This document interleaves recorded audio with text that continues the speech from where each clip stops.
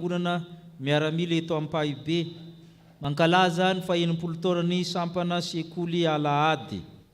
Tsy miala amin'ny fitsipika ao fa ianao no mampianatra. Izany fanompom-bavahana izany dia raha amin'ireto ray aman-dreny reto avy amin'ny foibe ny sampana sekoly alahady ary fifaliana ho antsika ny mandray azy ireo. Ny anto-ankavanako ny mpitandrina 𝗬𝗏𝗡𝗏 filohan'ny sampana sekoly alahady foibe.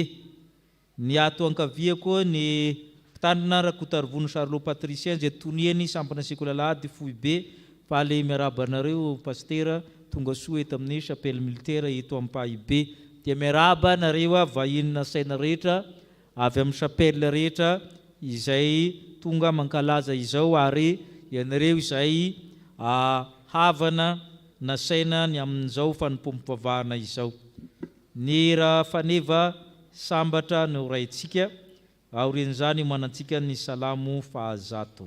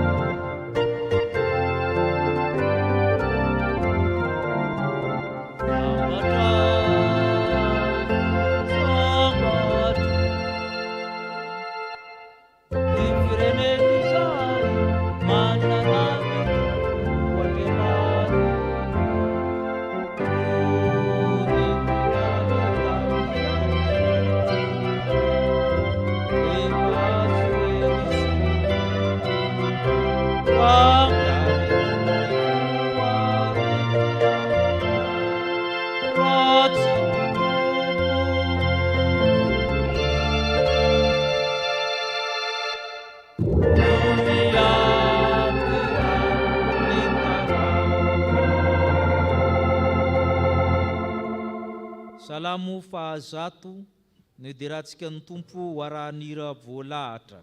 Tsy mipetraka isika raha tsy vita ny vavaka. Salamo fahazato ho vakina miaraka izany. Mibio an Jehova tany rehetra, manompo an Jehova amin'ny fifaliana, mankanesy eo anatrehana amin'ny fiobina. Aoka ho fantatrareo fa Jehova n'Andriamanitra, izy nanao azy ary azy isika, dia olony sy ondry fiandriny. Midiry eo mivavadiny amin'ny fisaorana ary eo ankianjana amin'ny fiderana azy. Misaora azy, mankalaza ny anarany, fa tsara Jehova, mandrakizay ny famindram-pony ary miatra amin'ny taranaka fara-mandimby ny fahamarinany. Amen.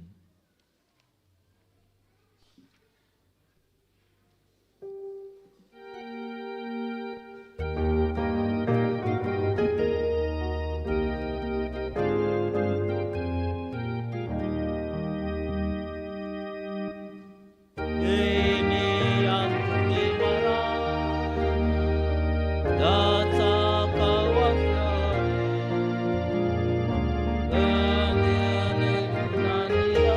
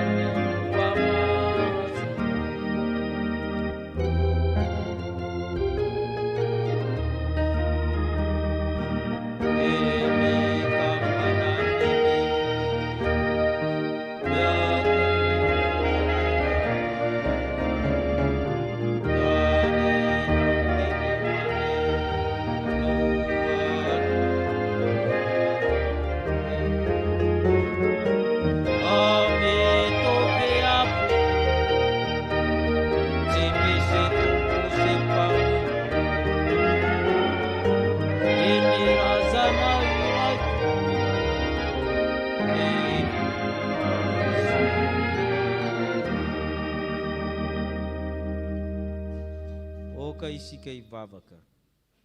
Eny olonao sy ondro fiandrinao zay Andriamanitra, na ny kely na ny lehibe. Misaotra anao zay tompony amin'ny fahasoavanao. Vimbinao zay nahatratra zao fa 80 taona ny sampana sekoly alahady zao.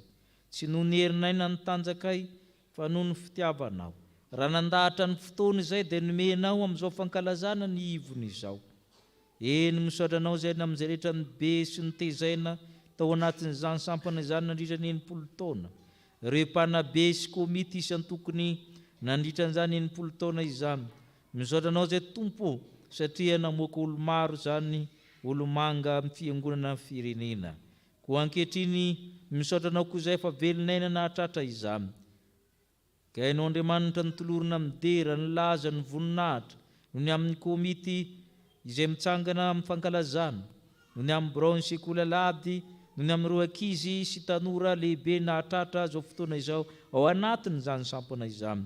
Ko mba tsy handalo foana aminay zany vaninandro izany Tompo, dia hamasino zao fotoana izao, hamasino liturjia manontolo mba ho anitra kasitrahana eo masinao. Fa namasina mpanamasina rahateo mba hitoerany fahafahana izay, satria ny Tompo no manome izany. Ko ny fanompom-pavahana rehetra dia apetraka ambany fahasoavanao. Hamasino zay. Hamasino koa ireto fanamina izay salorany reto zanakao mba entina nimpoananao hijoroana vavolombelona eo amin'ny fiangonana fiarahamonina. Ka hainao Tompo no hanamasina izany. Ka tarifeno zao fanompoana zao fanamasina ho aminay rehetra manana anjara amin'izao fanompom-pavahana zao, sy izay rehetra miaino koa sy mandray anjara koa amin'ny lafiny rehetra. Ko hainao Andriamanitra no hitarika anay, ahay mankalaza tsara anao. Zany nangatana amin'ny anaran'i Kristy, le vela sy manjaka miaraka anao amin'ny fanamasina amin'ny taona rehetra mandrakizay, le nampianatra anay vavaka manao hoe mamansiana ny marana, mitongana ny fanjakana, ataonay ny sitraponao, ety an-tany taka ny lanitra, omena ny anina sahaza ao anay, ary mamelany elokay, tahaka na manana izay miloko taminay, ary izay mitonana ny vakapanahy, manafana amin'ny ratsy, aminao ny fanjakana sy ny elo, ary ny voninahitra mandrakizay. Hipetraka isika hiomana amin'ny liturjia ny tenin'Andriamanitra.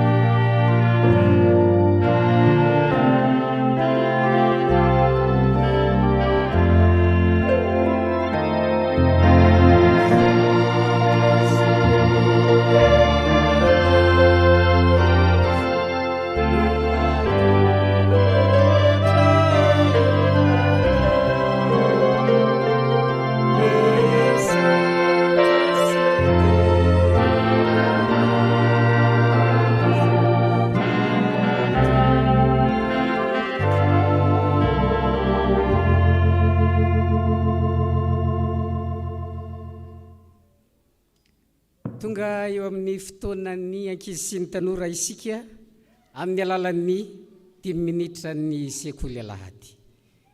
Ivavaka isika. Jesosy Kristy tomponay io. Misaotra anao zay ankizy sy ny tanora satria omenao fotoana manokana ianarana ny teninao. Mampianaranay, mitaria lalana anay. Amen. Ny soratra masina izay angalantsika ny 10 minitra ho an'ny ankizy sy ny tanora dia arak'izay hita ao amin'ny Malakia 2 ny andininy 9 tapany 1.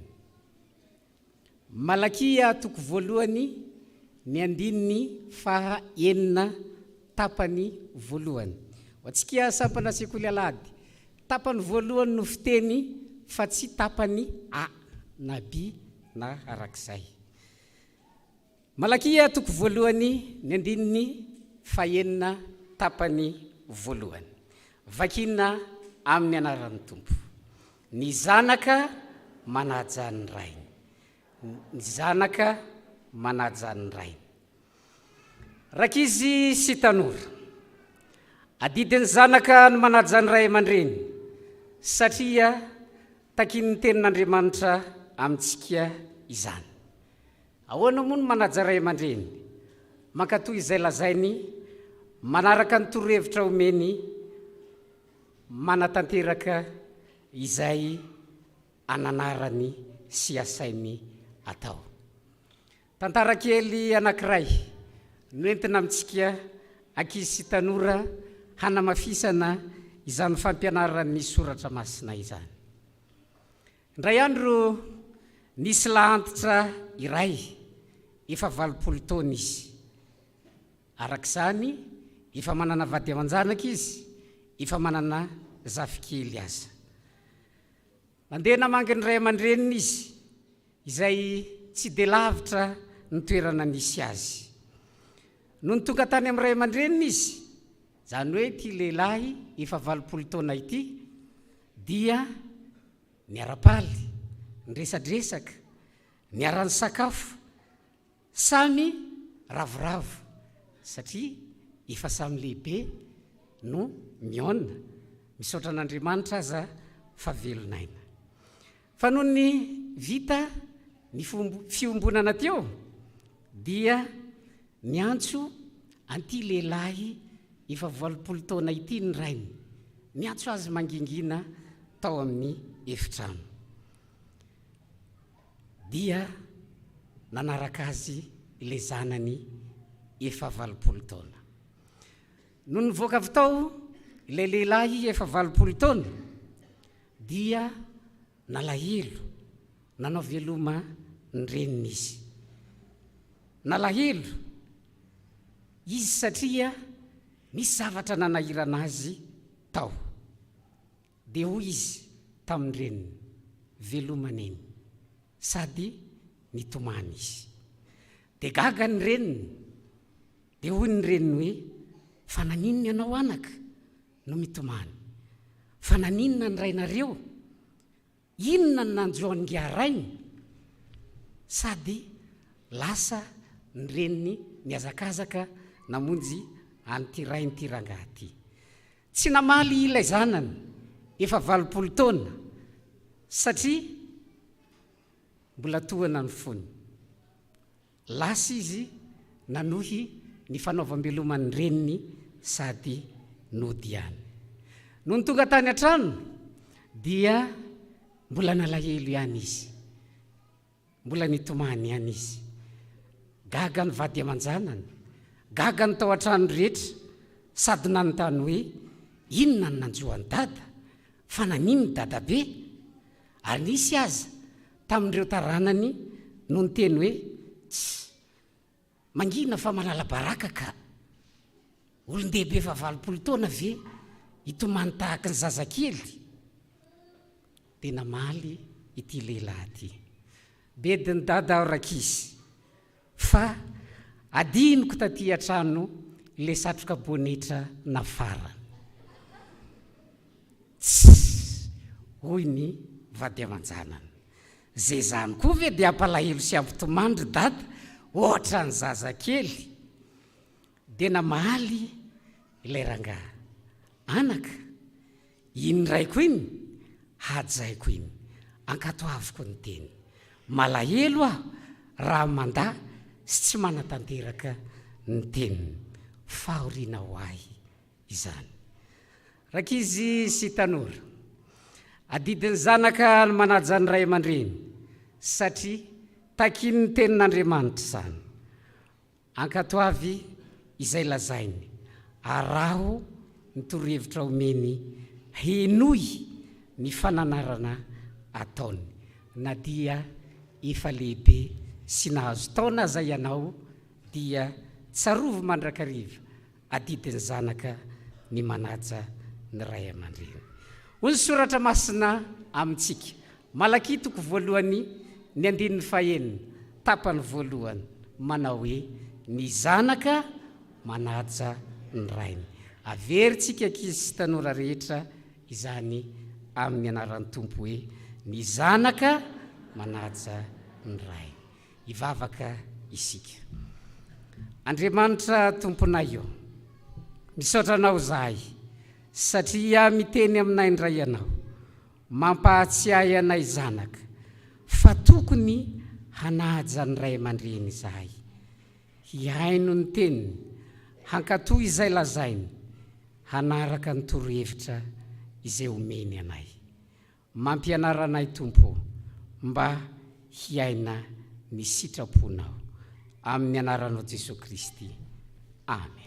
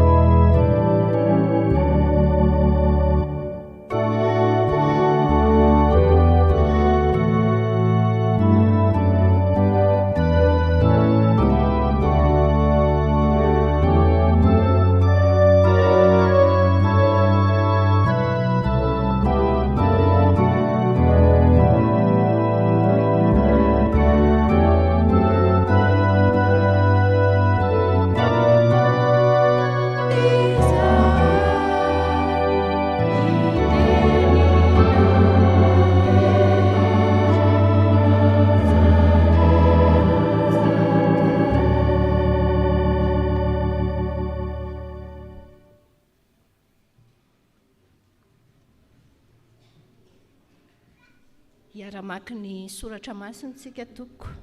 Zany dia ho hitantsika ao amin'ny Salamo 7:1. Salamo 7:1, andininy 7:7 ka hatramin'ny 4:1. Salamo 7:1, andininy 7:7 ka hatramin'ny 4:1. Vakiko amin'ny anaran'i Jesosy. Endreny fitiavako ny lalànao, fisaintsainako mandrakariva zany. Ny didinao mampahendry ahy, mihoatra noho ny fahavaloko, satria ato amiko mandrakizay ireny. Endro noho ny mpampianatra ahy rehetra aho, satria ny tenin'ny vavolombelona ny fisaintsainako. Endro noho ny antom-panahy aho, satria ny didinao mitandremako. Efa narovanao ny tongotro tsy ho amin'izay lalan-dratsy, mba hitandremako ny teninao. Tsy mba miala amin'ny fitsipika aho, fa ianao mampianatra ahy. Endreny amin'ny teninao raha andramako, mihoatra noho ny tantely ao ambavako aza. Ny didinao nahazoko fahalalana, izany ny ankahalako ny lalam-pitaka rehetra.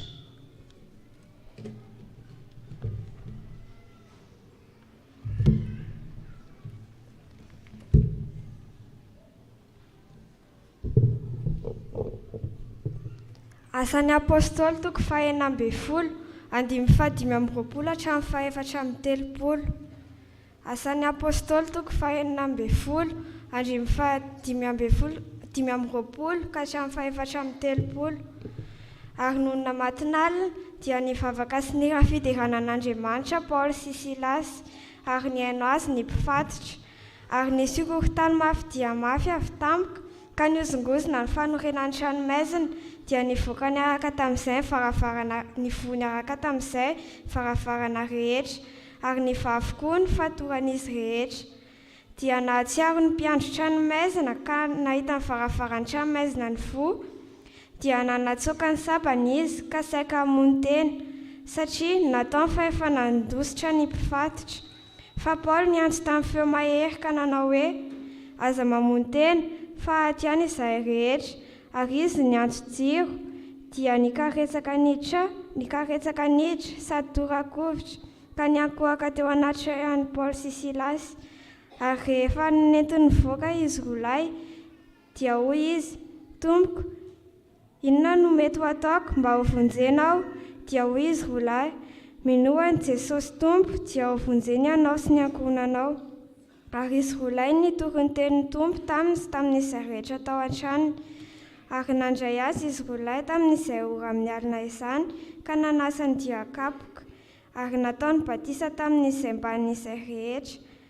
Ary rehefa nentiny niakatra ho ao an-tranony izy roalahy, dia norosoany alina teo anoloany, dia nifaly indrindra izy mban'izay rehetra tao an-tranony, satria efa nino an'Andriamanitra.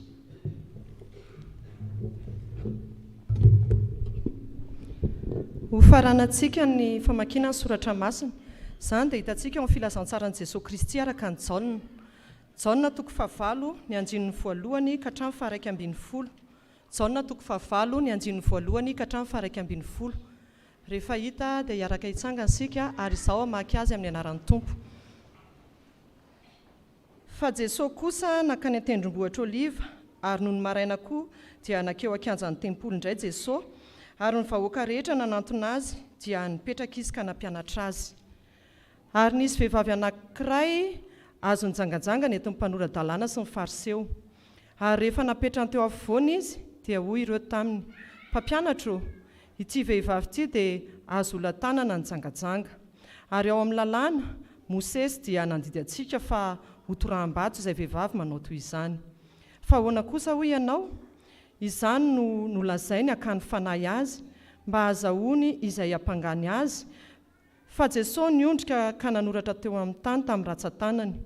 Ary raha naharitra nanontany azy ireo, dia nitraka izy ka nanao taminy hoe: izay tsy nanota eo aminareo no aoka hitora-bato azy voalohany. Dia niondrika indray izy ka nanoratra teo amin'ny tany tamin'ny ratsan-tanany. Ary raha naindre izany izy dia nivoaka tsiraray hatramin'ny zokinjokiny ka hatramin'ny zandrinjandriny. Ary Jesosy irery ihany no sisa teo sy ilay vehivavy teo. Ary rehefa nitraka Jesosy dia hoy izy taminy: raha vehivavy, aiza ireny? Tsy nisy nanameloka anao va? Ary hoy izy: tsy misy Tompoko. Dia hoy Jesosy: izao koa dia tsy manameloka anao, mandehana ary amin'izao sisa izao dia aza manota intsony. Ray masonao manamasina anay amin'ny fahamarinana, ny teninao fahamarinana. Amen.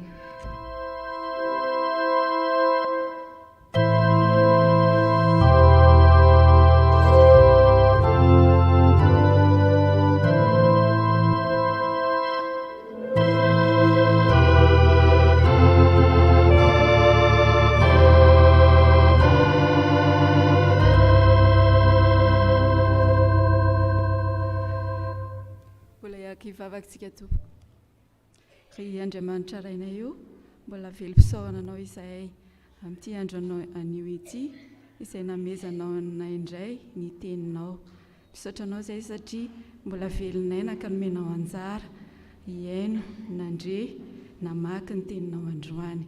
Ko ankehitriny ary Tompo, dia mangataka indrindra amin'ny fanainao masinao izahay, mba hirotsaka aminay tsirairay avy, ka mba hifantoka tokoa amin'ny fanazavana izay teninao izay hoentin'ny ray aman-dreny mpitandrina afaka fotoana fohy. Tompo, dia mba homendrika anao tokoa izay tsirairay avy noho izany teninao izany, mba ho vavolombelonao eo amin'ny ankonanay, eo amin'ny fiangonanao, eo amin'ny fiarahamonina, eo amin'ny firenenay. Dia mitahina ary Tompo araky ny fombanao, dia amin'ny anaranao Jesosy Kristy, Tomponay nanaovanay izany vavaka izany. Misaotra raha eo. Amen.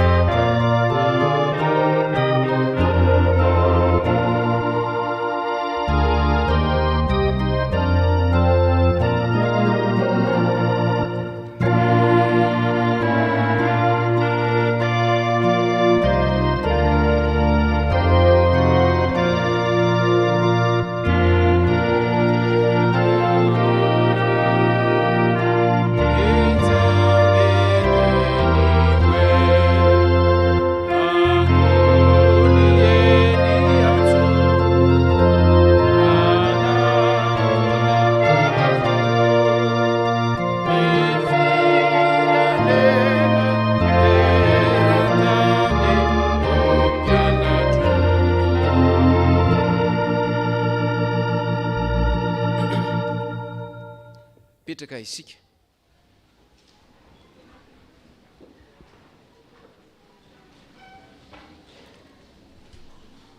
Ho aminareo ane ny fahasoavana sy ny fiadanana avy amin'Andriamanitra ray sy Jesosy Kristy tompontsika. Arak'izany ry havana dia ampifaliana no hiarabana antsika rehetra mahatratra ity fotoana manokana ity, indrindra raha ny sampana sekoly alahady izay atao hoe manana anjara toerana lehibe eo amin'ny fiainam-piangonana noho izy mampianatra ny tenin'Andriamanitra. Ny sampana sekoly alahady izay mankalaza n'Andriamanitra noho izao ivony fa 80 taona nyzany sampana izany. Dia arabaina manokana arak'izany ny sampana sekoly alahady, ny tompona andraikitra rehetra, ianareo mpampianatra, ny birao mpiaramiasa rehetra izay mahatratra izany ivony fankalazana anio izany. Araka ny hitantsika eo amin'ny fandaharana ny teny faneva izay anorenana izao fankalazana izao dia nalaina avy ao amin'ny Salamo 7:10. Salamo 7:10, ny andininy 2:10. Andeha mba hiarahantsika rehetra mamaky zany amin'ny anaran'i Jesosy manao hoe: tsy mba miala amin'ny fitsipikao aho fa ianao no mampianatra.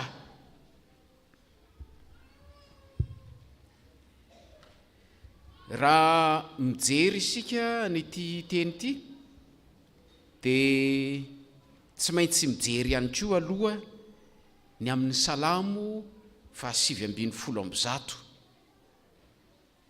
Io no lava indrindra ny Salamo 7:10 io. Raha mijery ny ao amin'ny Baiboly sika, misy toko na ataontsika hoe toko ny ilazana azy maromaro ao, dia manana anjara toerana lava dia lava ao amin'ny soratra masina ny Salamo. Araka ny fandinian'ny mpanoratra dia hoe tsy fantatra mazava hoe iza ny tena nanoratra an'io, olona ray ve sa olona maromaro. Fa ny zavatra hita aloha rehefa mijery azy sika dia manaraka misy ambaratonga le izy dia misy io le misy teny misy tapaka tsikelikely dia mitoy indray dia reny fitapahany reny a fanapahana azy reny dia misy abidi hebreo ohatrany hoe ny alphabe zany A B C D dia mitoy hatrany hatrany fa amin'ny teny hebreo le izy a dia ireny zany natao satria lava dia lava le salamo mba hamora ny fitadidiana sy ny fanavahana azy zao anefa na dia lava toy izany azy io dia zavatra tokana ihany a no ambara ao amin'io salamo fa 7:100 manontolo io amin'ny ankapobeny a dia hoe fankalazana amin'ny fomba fiteny samihafa an'izany hoe lalàny Jehova izany. Dia rehefa mamaky isika zany na any amin'ny voalohany na ny tenatenany dia mahita nyreto teny reto tsara ny alalantsika an'izany mantsy mba aizantsika mifehy azy tsara. Zao ny zavatra hitantsika ao lalàny Jehova dia misy koa ny hoe ny didin'ny Jehova ny didinao dia misy koa ny fitsipika dia misy ny hoe teny vavolombelona reo no miverimberina ao. Ny lalàna dia entina ilazana ny testamenta taloha manontolo no lazaina amin'io hoe lalàna io fa tsy hoe tahaka ny fiverantsika mety hoe amin'ny fahalalàna azy hoe lalàna na itsy volana na ohatran'izany fa tena ny testamenta manontolo no ambara ao anatin'izany. Dia ny fitsipika dia ny zavatra rehetra izay voasoratra ao anatin'izany. Dia ny teny vavolombelona dia midika hoe ny fanambaran'Andriamanitra ny amin'ny toetra na ny fitondrantena tokony ataontsika eo amin'ny fampiarana an'izany lalàna zany hoe tena ny fiainana n'izany lalàna izany zay le hoe teny vavolombelona ampiarina ilay izy.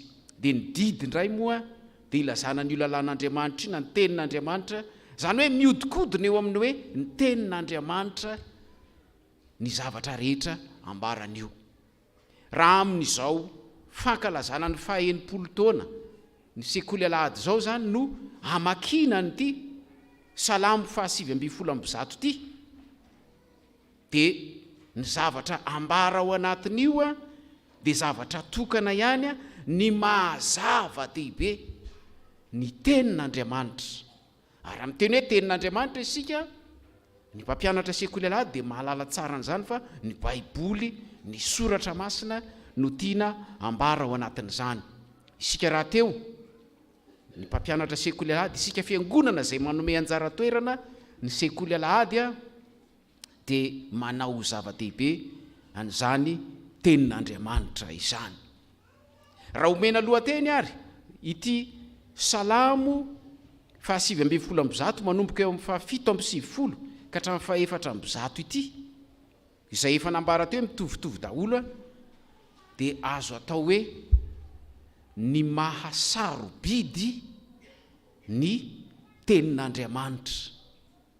Sarobidy mba hampazava n'izany a aleo azavaina kokoa satria misy ankizy a mety hoe ina mahasarobidy ahoana dia hoe tena mihoatra noho ny zavatra heverina ho lafo vidy indrindra ka tokony ho katsahana fatratra ary tokony ho eritreretina lalina izay ahazahoana azy sy izay hitehirizana azy. Ohatran'ireny zavatra heverintsika hoe inona zao no mba heverina hoe mba zavatra tena tianao indrindra na sarobidy aminao na heverinao hoe tena misy valera aminao dia ohatran'izany a no ambaran'ny mpanao salamo ny amin'ny tenin'Andriamanitra. Sarobidy ary tokony ho katsahana mihoatra noho ny fikatsahana zavatra hafa ny tenin'Andriamanitra. Nahoana no atao hoe sarobidy ny tenin'Andriamanitra? Dia raha mijery indray tsika eo amin'ilay nalaina manokana le 2:100 iverenantsika amin'izay zay tsika voatonga any averintsika vakina indray izy teo hoe tsy mba miala amin'ny fitsipikao aho fa ianao no mampianatra. Dia ireto ary ny afatra avy ao anatin'izany. Ny tenin'Andriamanitra dia sarobidy. Voalohany, azo ifikirana ny tenin'Andriamanitra. Ahoana hoe? Azo ifikirana ny tenin'Andriamanitra. Ny hoe mifikitra dia raha eny amin'ny raha olona efa nandeha teny tanimbary ianao na nanao an'izany asa zany tamin'ny fotoan'andro hoe mamboly vary ka sendran'ireny tanimbary misy dita reny, dia le dita rehefa mipetaka eo amin'ny tongotra ao dia ina nataony?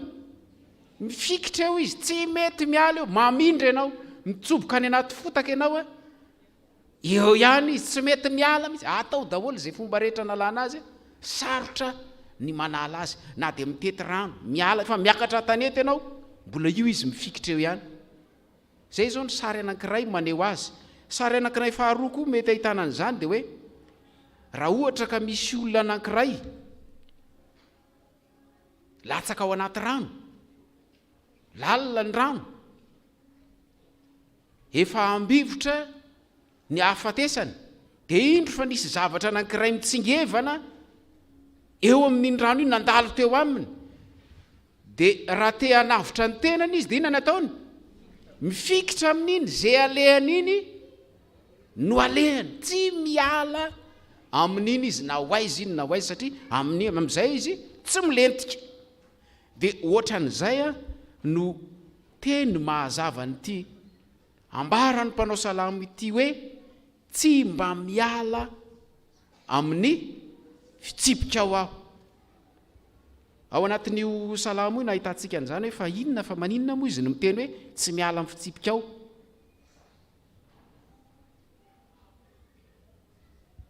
Satria io no fiarovana azy amin'ny sori-dalan'ny faharatsiana rehetra.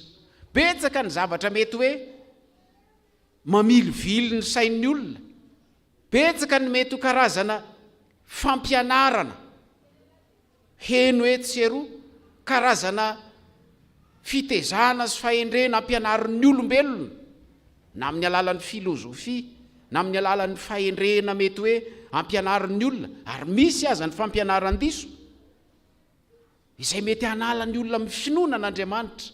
Dia izao tsy miala amin'io izy, satria io no azony antoka ka ifikirana. Raha vao mamaky ny salamo 8:100 isika ao amin'ny voalohany, dia ina no hitantsika ao?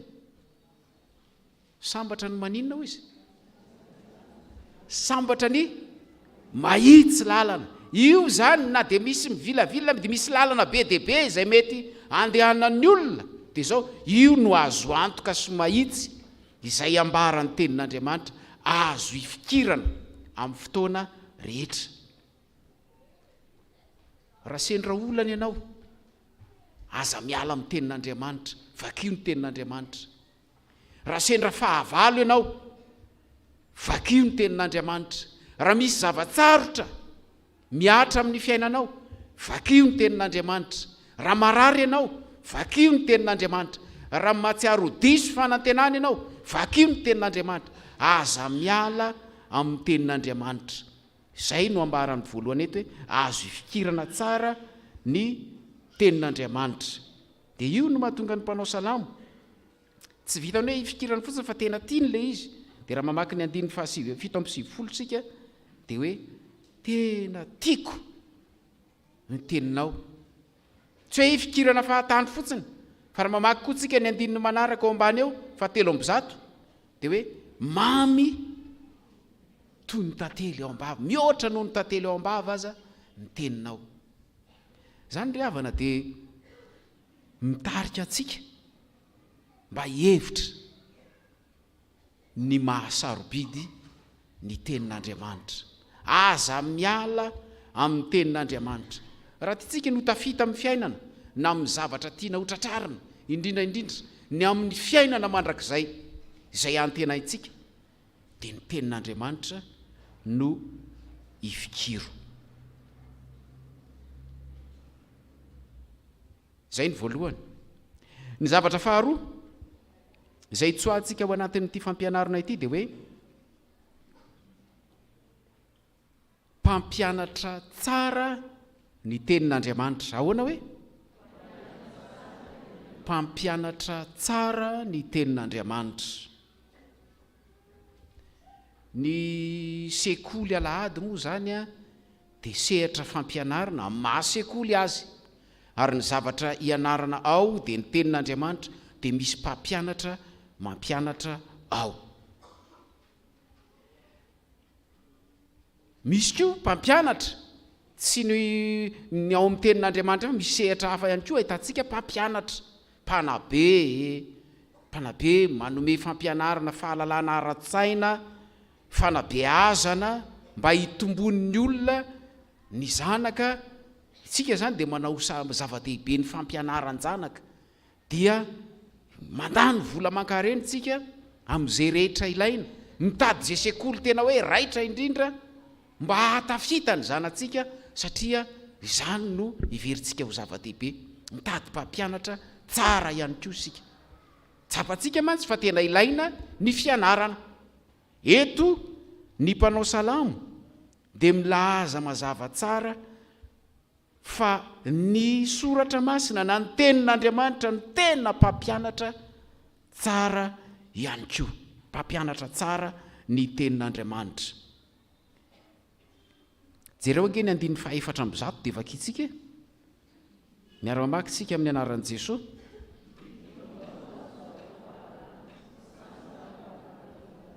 Ny didinao no nahazahoako fahalalana. Raha mijery ny dika teny imbona antsika amin'io teny io dia izao no filazany azy hoe ny fehepetranao no mampahira-tsaina mampahira-tsaina azy. Ny tenin'Andriamanitra izany a dia tena mampianatra antsika zavatra maro. Tsy misy izay atao hoe fitsipim-pitondran-tena tsara indrindra azo ianarana mihoatra no izay lazain'ny tenin'Andriamanitra. Eto zao dia misy fanoharana fomba filazan'ny mpanao salamo azy eo amin'ny ity salamo izay nivakitsika teo ity a.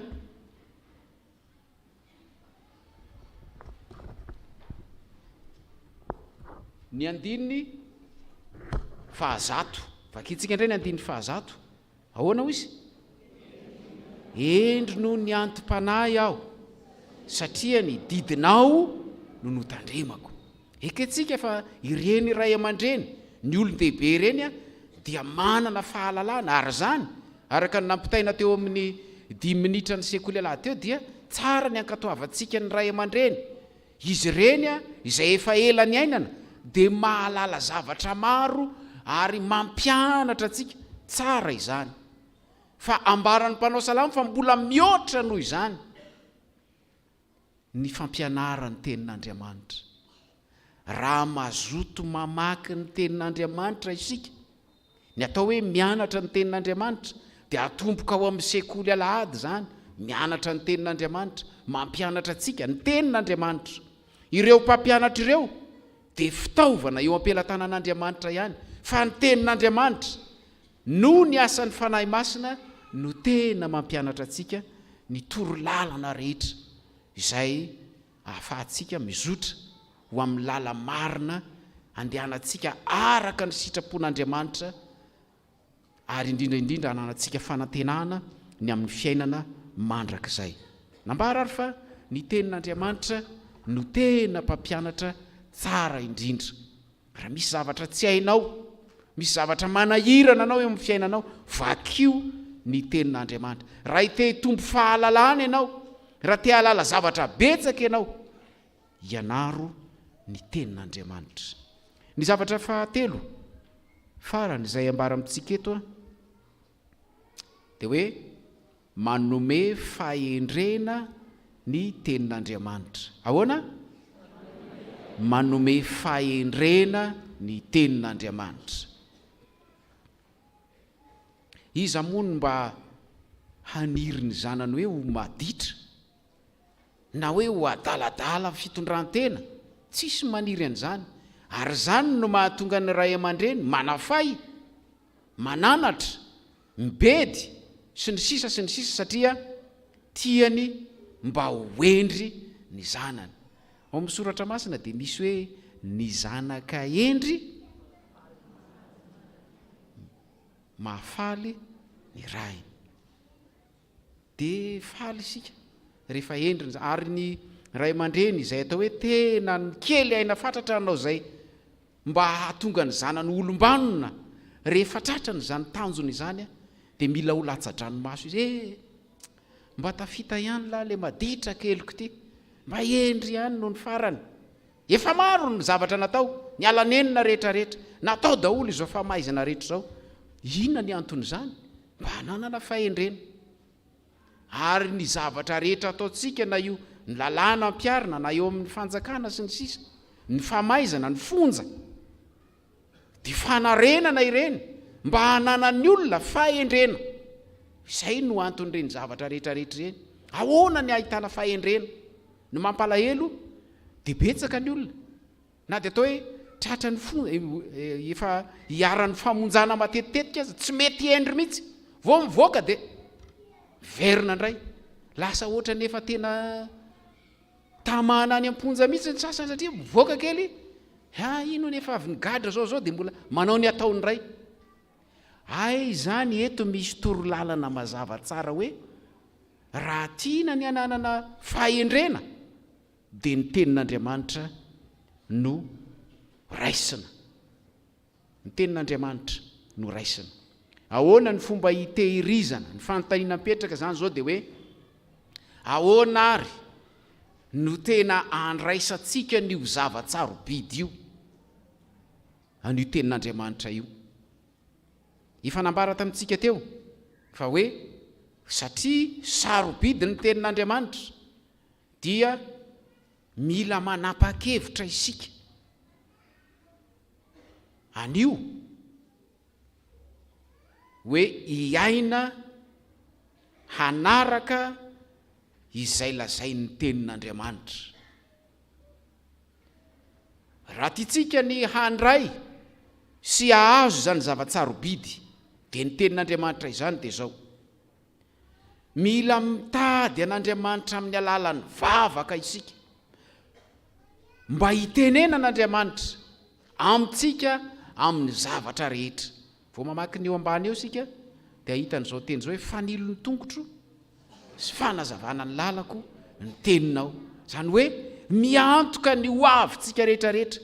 Noho izany tadiavo mandrakariva ny fitarian'ny tenin'Andriamanitra amin'ny zavatra rehetra izay atao.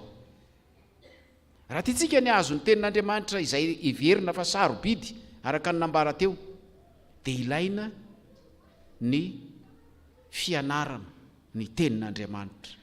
Ny fianarana araka ny nambaran'ny mpanao salamo eo amin'ny 1:7 teo, dia tsy vitany hoe vakina fotsiny, vakina dia akombona, fa saintsaina, eritreretina, tadidiana ary ampiarina eo amin'ny fiainana. Izay ny fianarana izay. Raha mijanona ho fahalalana ara-tsaina fotsiny dia tsy ampy zany, fa ny tenin'Andriamanitra dia hiainana ny tenin'Andriamanitra amin'ny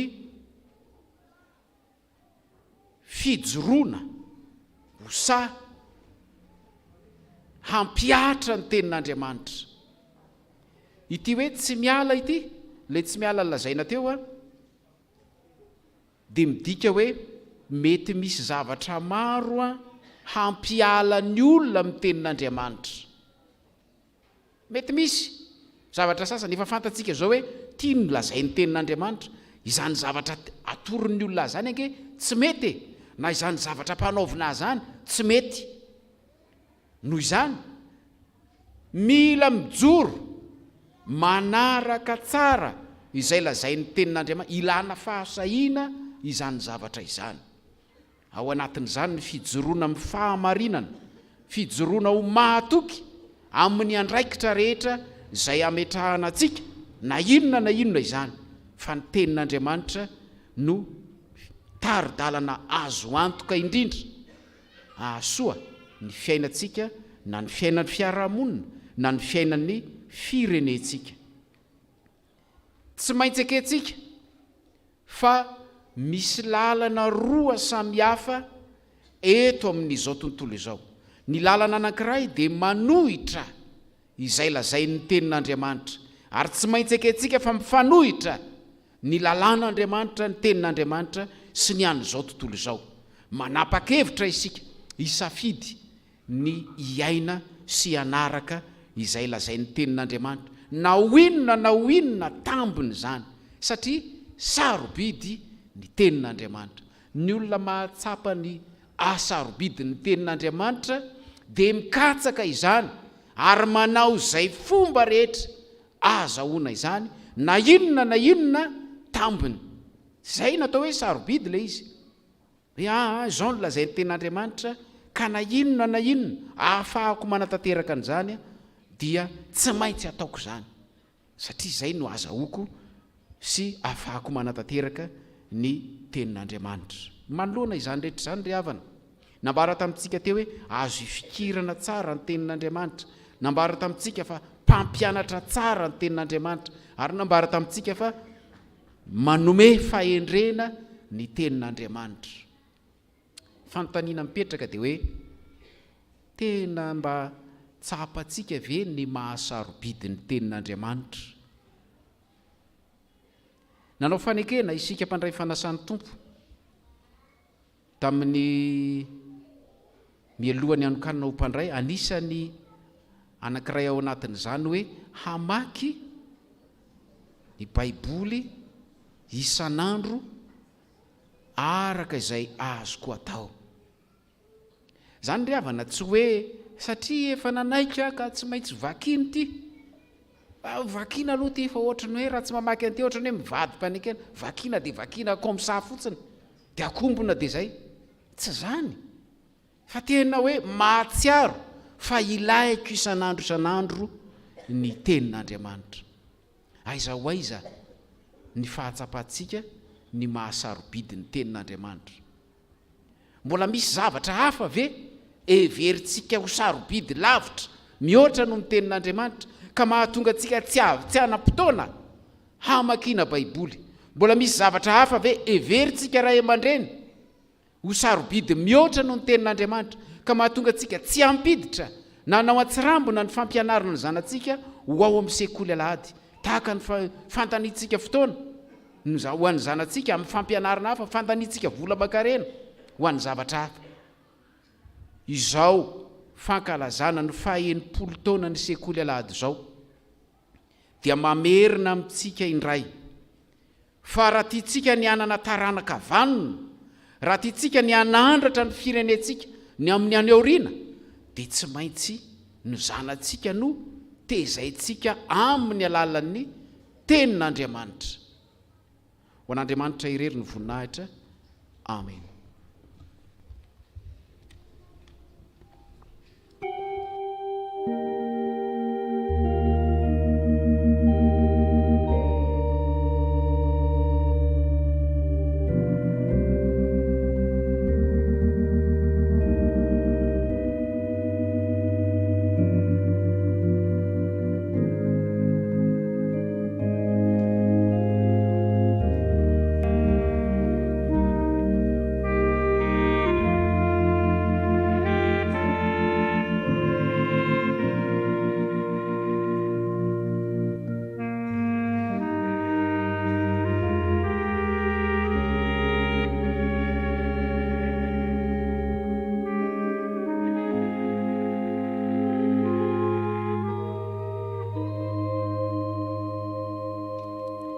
Ivavaka isika. Ry Andriamanitra rainay io, misaotra anao izahay satria Andriamanitra teny ianao, ary Andriamanitra miteny aminay. Nambaranao taminay fa zava-dehibe eo amin'ny fiainanay ny teninao Andriamanitra, ary sarobidy izany teninao izany, ka tokony tehirizinay ato anatinay izany teninao izany, tokony fikiranay izany teninao izany, satria miaro anay, manoloana ireo zava-dratsy izay misy eo amin'ny fiainanay sy izay misy eo amin'izao tontolo izao. Andriamanitra ray io, sarobidy ny teninao, mampianatra anay ny teninao Andriamanitra, manoro lalana anay ny amin'ny lalan-kalehanay. Ianao no manolo-tsaina anay, manome fahendrena anay mba hahatonga anay olombano. Andriamanitra rainay, tsy ndraindray tsy tsapanay ny halaliny zany teninao zany, halaliny zany fitiavanao zany, halaliny hasarobidiny zany teninao zany. Ka indreto zahay mifona aminao, satria tsy ndraindray mifanotra amin'izany no ataonay, tsy manaraka ny fitsipika aho zahay, miala amin'ny fitsipika aho zahay, ary ka mianatra ny teninao na ny amaky ny baiboly asa tsy ataonay. Fona aminao zahay Andriamanitro, fa olona ratsy eo masonao zahay, olona diso eo masonao zahay, olona mpanota izahay, ka mifona aminao.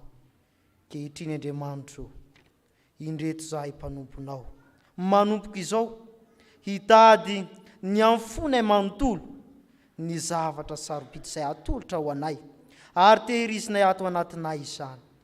Dia raiso ny fofonanay, raiso ny vavaka izay atolotra eo aminao. Taony amin'ny anaran'i Jesosy Kristy tomponay izany vavaka izany. Amen.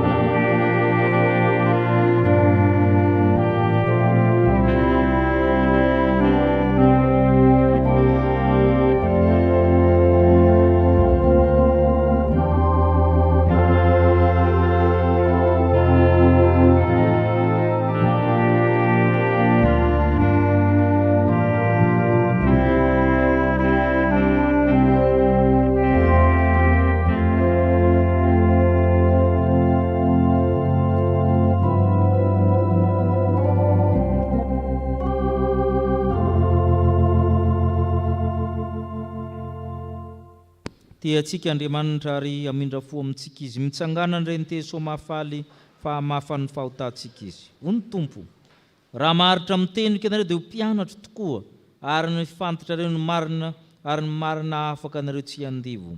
Satria ninoanatra ianao ka nanetry tena atrehako izaho efa niainanao. Aza matahotra ianao fa efa nanavotra anao, efa niantso ny anaranao aho. Izaho dia izaho ny mamono ny fahadisoanao ka tsy ho tsarobako ny fahotanao. Noho izany niravana dia voavela sy voafavako ny fahotanareo noho ny aminarany masina samia mideran'ny Tompo ianareo. Sambatra ny olona izay voavela ny elony sy voasarina ny fahotana. Sambatra ny olona izay tsy hainy Jehovah eloka ary tsy misy fitaka ny fanahy aminy. Amen.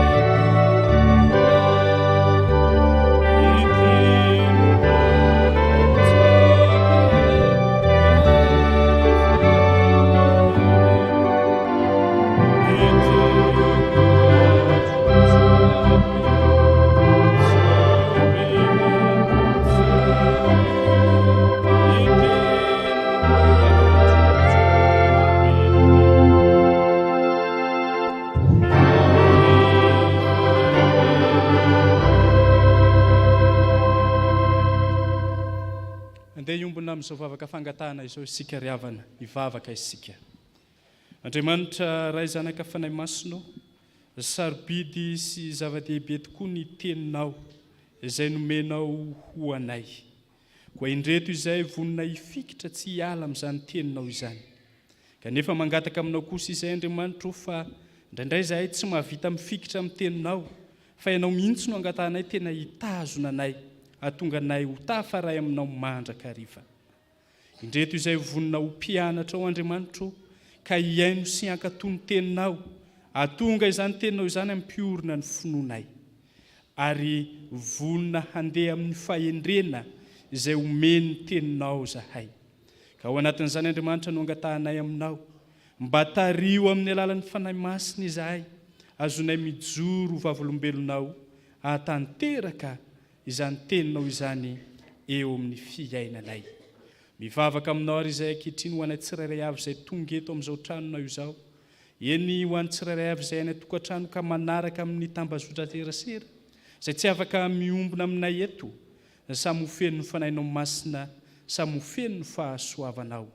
Ianao mahafantatra ny etaeta ao anatin'ny fony tsirairay avy izay tia ny oentiny eo anatrehanao mahafantatra ny eo am-potsy miloaka tokoa ianao tanterao izany araka ny haben'indra fosiny fitiavanao mivavaka aminao zay kehitriny ho an'ny fiangonanao tario Andriamanitra mba ahatsapa ny asarobidiny teninao ny kristianina tsirairay avy ka hifikitra mafy amin'izany teninao izany tario ihany koa ny fiangonanao mba azony manatanteraka ny fitoriana ny filazantsaranao ireo mpanomponao zay efa nofidinao mba hampiely izany filazantsara izany apetraka eo am-pelantananao mivavaka aminao zay Andriamanitra ho an'ny sampana sekoly alahady zay eto amin'izao fiangonana misy anay izao mankalaza ny faha-80 taona dia apetraka eo am-pelantananao ny hoavy rehetra mihoatra lavitra noho izay efa nitantananao sy nandraisanao an-tanana ny fiainan'ny sampana sekoly alahady nandritra izay 80 taona izay no mbola ndraisanao an-tanana ny fiainany tsirairay avy amin'ny hoavy rehetra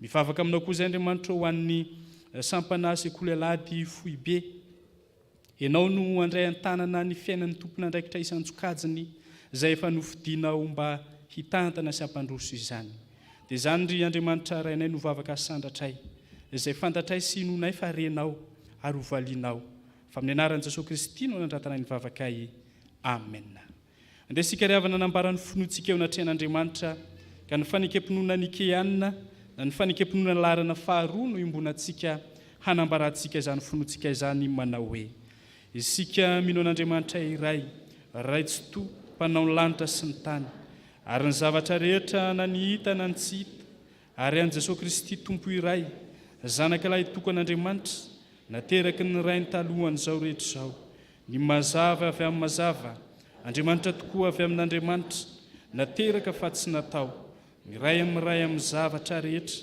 izy no nariana izao tontolo izao noho ny amintsika olombelona sady ho famonjenantsika dia nihidina avy tany an-danitra izy ary nataony fanahy masina nofo avy tamin'ny Maria Virjiny dia tonga olona izy nombonina tamin'ny hazo fijaliana ho fanavotanantsika tamin'ny nanapahany Ponty Pilato izy maty izy ka nalevina nitsangana tamin'ny maty amin'ny andro fahatelo araka izay voasoratra izy niakatra ho any an-danitra izy ary mipetraka eo an-tanana ankavanany indray avy any hoe viny indray amin'ny voninahitra hitsara ny velona sy ny maty ary ho mandrakizay ny fanjakana isika mino ny fanahy masina tompo sady mpanome aina izay avy amin'ny ray sy ny zanaka ka hitsaona sy ankalazana miaraka amin'ny ray sy ny zanaka izy dia niteny tamin'ny vavan'ny mpaminany isika mino ny fiangonana iray masina miorina amin'ny fanambaran'ny apôstôly ary manerana izao tontolo izao isika manaiky ny batisa iray ho famelan-keloka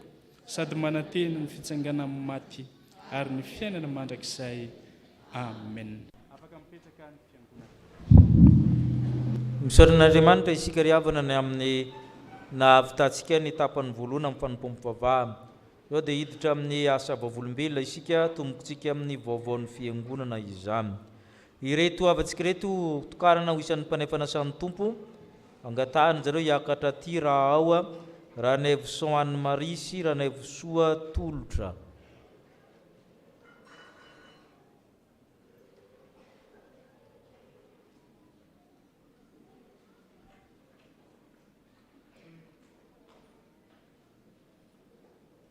hivavaka isika ireto avana ireto maniry ny iray latabatra aminao andray ny sakrameta masina tompo ianao no atony faniriny fa fikasana ihany anay anamasina azy ireo ianao nomana ny fo ny fanahiny saina hiatrehany izany ary hitahiny ankonany fa ianao Andriamanitra omba azy ireo ary ianao no anamasina azy satria fanasana masina hatrany an-danitra zany ho amin'izay vaovao amin'ny fanjakanao misaotra tompo amen mahazo toerana ianareo mbola miona amin'ny mpitandrinareo amin'ny larobiana zoma irosy amin'ny vaovaon'ny fiangonana isika nandray fitenenana ho ren'izay ny VFL na ny fanjara fitenenana fohy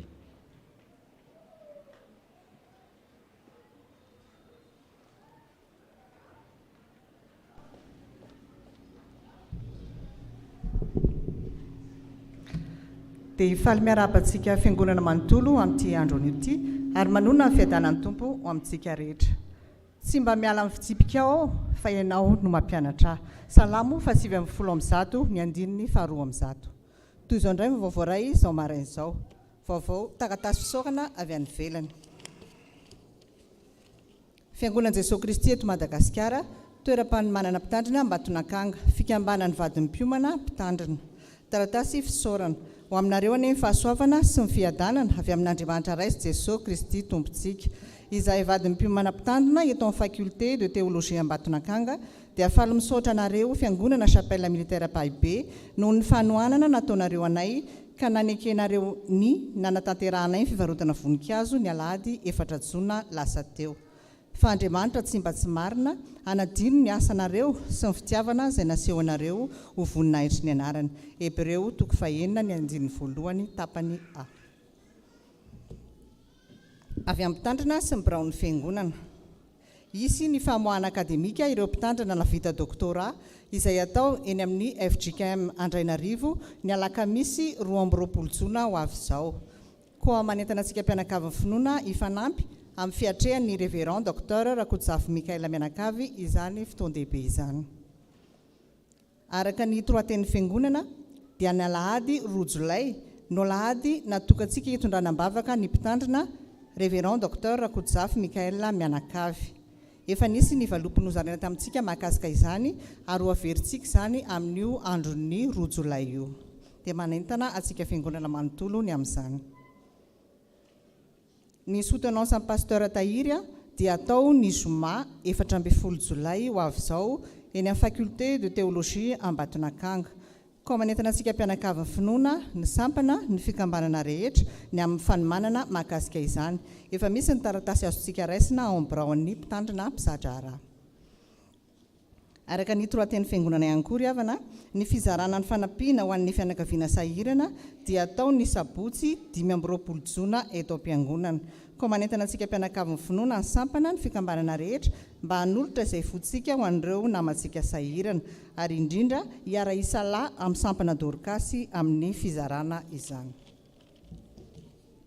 Avy amin'ny sampana VFL, misaotra an'Andriamanitra sy ny misaotra antsika mpianakavy finoana ray manontolo tamin'ny fahantaterahan'ny hetsika gâteau fête des pères ho amin'ny gâteau fête des mères azafady. Ho an'ny fête des pères kosa dia efa afaka raisintsika eny am-piambana ny billet mahakasika izany. Toy izao ny andinindininy misy billet 5 000 ariary izay ho atao fisariana izy io ho ana gâteau pour 6 personnes. Misy ihany koa nefa ny fandraisana commandena gâteau amin'ny vidiny 20 000 ariary. Avy amin'ny sampana dorkasy, misaotra an'Andriamanitra lehibe fa totosany alimbavaka izay natao ny zoma 7 Jona lasa teo teto am-piangonana. Isaorana mpitandrina rehetra ombambady, ny biraon'ny fiangonana, ny fiangonana manontolo ary rehetra izay nanatrika izany.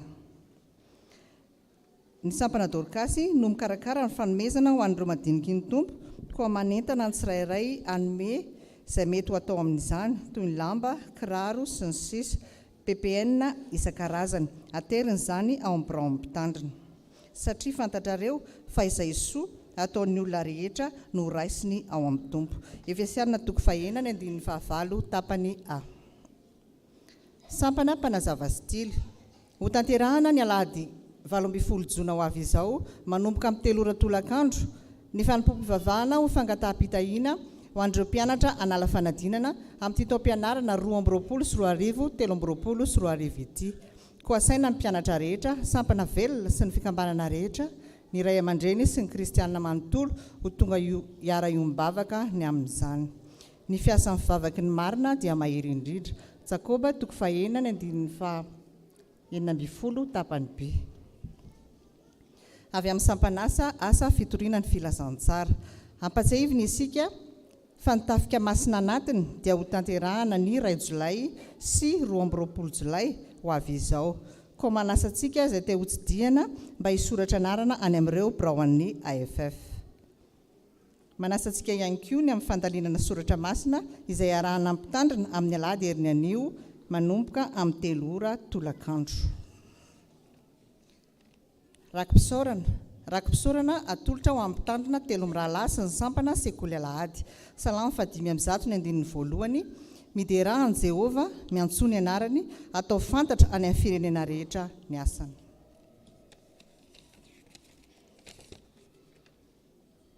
rakim-pisaorana fa tamin'ny fahafenonana ndraisantsika rehetra dia fahasoavana anampy fahasoavana. Jaona toko voalohany ny andininy fahenina amby folo.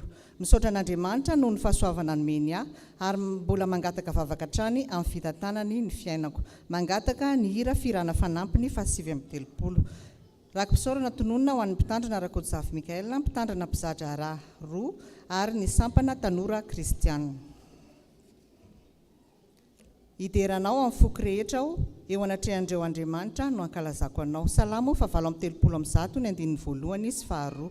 Misaotra an'Andriamanitra izahay tamin'ny nahavitany batisany zanakay sy ny nandraisanay ho mpiray latabatra amin'ny tompo. Mangataka vavaka mba hitombon'ny finoanay mandrakariva. Taratasy fisaorana.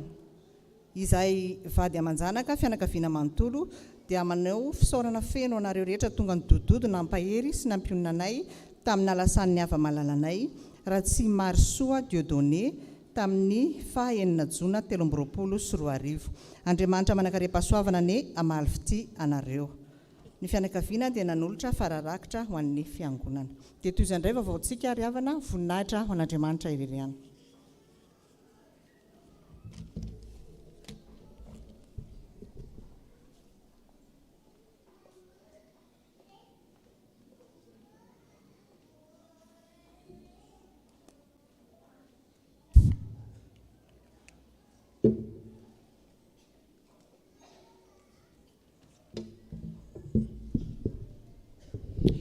Dia faly miarabantsika mpianaka amin'ny finoana indray ny sampana VFL amin'ity andro alahady ity. Ny joroana andraisana fitenenana dia anazava fofoy ny amin'ilay vaovao teo. Ny amin'ny billet fête de père momba an'ilay hoe 10,000 ariary. Ny antony dia nisy ny efa fangatantsika mpiara mivavaka efa fotoana maromaro zay satria raha tsika malala fa 20,000 ariary zao ny efa billet fête de mère teo isaorana antsika mpivavaka satria na lafo billet 930 ny sampana. Kanefa kosa noho ny elanelam-potoana izay foiny amin'ny fête de mère sy ny fête de père, eo ihany koa ny amin'ny fahasairanany rehetrarehetra dia noraisina zany izay sosikevitra izay satria afaka nitanterahana. Ny anaovantsika anazy gâteau pour 6 personnes 520 isa no sarihana. Vita amin'ny fotoam-pivavahana ny amin'ny lahady dia miroso ny fisarihana 10,000 ariary ny fandraisana anjara. Amin'ny firavan'ny fiangonana rehefa avy eo dia misy olo-tena ny sampana mivarotra an'izay billet zay hatramin'ny alahady maraina tapany maraina. Atsofokontsika ao anaty urne zany le billet zay hosarihana, misy ny mijanany amintsika ahafahantsika manome ny lay gâteau. Ho antsika izay tena efa zatra ohatran'ny hoe client fidèle moa zany amin'ny fandraisana anjara amin'le gâteau. Dia misy ihany koa ny billet 20,000 ariary izay efa fanaon'ny sampana.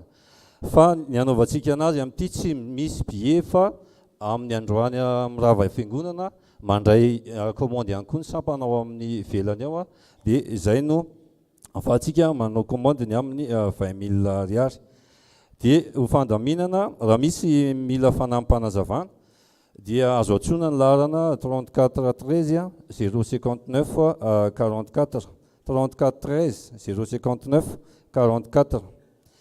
Dia mamerina fisaorana ao antsika ny amin'ny fanohanana sy fampandrosoana ny asan'Andriamanitra dia ny tenin'Andriamanitra ho fampizaraina amintsika ao amin'ny Mateo 5:7 manao hoe inona no ataonareo mihoatra noho ny sasany. Voninahitra ho an'Andriamanitra. Saotra tompoko. Raha araka izany dia manaza antsika rehetra riandrenarivo zany amin'ny lakamisy 20 ny volana Jona. Amin'ny 7 dia efa manomboka ny antsakira antsapanay izay anasana ny koral rehetra zany. Ny eto amintsika zao mbola tsy azo ny mpitandrina ny valiteny afaka sa tsy afaka ny antoko-piri eto amintsika rehetra. Amin'ny 10 ny fanompom-bavahana sady famoahana akademika. Araka ny fantatsika koa fa ny herinandro ny 20 Jona ny fahazarantsika ny fanampiana ho an'ny sahirana dia manentana antsika anatitra ny anjarantsika avy ao amin'ny birao na amin'ny sampana dorkasy. Zao dia iroso amin'ny fankalazana amin'ny ivony fankalazana ny fahenimpotoana ny sekoly alahady isika misy ny fandraisana fitenenana. Miezaka zany tsika nafoy ny fandraisam-pitenenantsika zany ary amin'ny sakafo ianao afaka miteny lavabe izay misakafo ihany ianao miteny fa eto zany a fihezina ny anjara fitenenana izany dia mandrosy ny tompon'andraikitra hiditra amin'izany vanim-potoana sarobidy izany isika.